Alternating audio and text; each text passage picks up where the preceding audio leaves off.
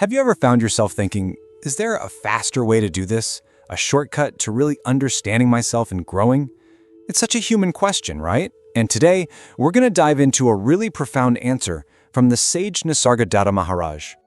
So let's just jump right in. The whole conversation we're looking at kicks off with this very question. Can I speed this whole thing up?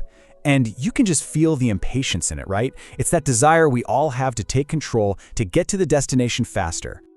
And right off the bat, Maharaj's response is, well, it's probably not what you'd expect. He basically says, look, it's not up to you and it's not up to me. It's just gonna happen. Now, to help us wrap our heads around this, he gives us this incredible analogy.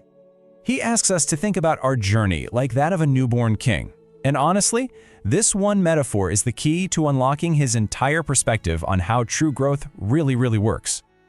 Just imagine this for a second. A baby is born and boom, he's the king. He doesn't have to go out and conquer a kingdom. It's already his. It's his birthright. His only job is to grow into the power that he already possesses. It's just a matter of time. So let's break this down because it's super important. You are the newborn king. That's your true self. The kingdom, well, that's your entire consciousness. And the physician, that's any kind of outside help you might get. A teacher, a guru, a book, whatever. They can help for sure, but they can't give you what's already yours. And this makes such a crucial point. Think about it. If a doctor comes and cures a sick king, did the doctor make him king? No way. The doctor just got rid of an obstacle that was in the way. Teachers and guides are exactly the same. They help clear the path, but the power, the kingdom, that was always yours. Okay, so if it's not about forcing it or getting all this external help, then where does real growth actually come from? Well, the next part of this dialogue gets right to the heart of it. And this right here is the core message. The most powerful engine for your growth is something that's already inside you. It's this inner reality, this fundamental truth of who you are, and it is always pushing to express itself. So you might be thinking, okay, that sounds nice, but how do I know it's even real? And Maharaj's answer is so simple.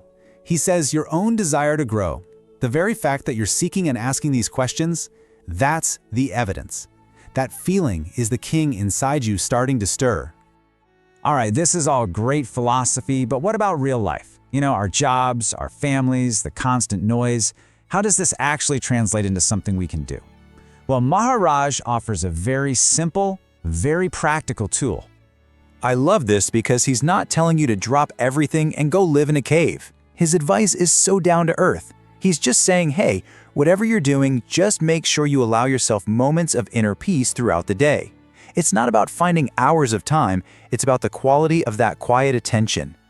And here's the powerful promise he makes. He says these little moments of quiet, they act like a purifying fire. They will literally burn away all the obstacles. And notice his certainty here. Without fail. That's a pretty strong guarantee.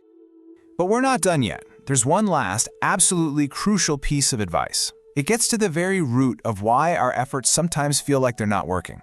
And it all comes down to one thing: where we put our attention. You can see it right here. It's like we're at a fork in the road. When we focus on our external experiences, our thoughts, our feelings, what's happening to us, we get stuck in this endless loop of questions and doubt. But when we shift that focus inward to our own being, that's where we find real security, real knowledge.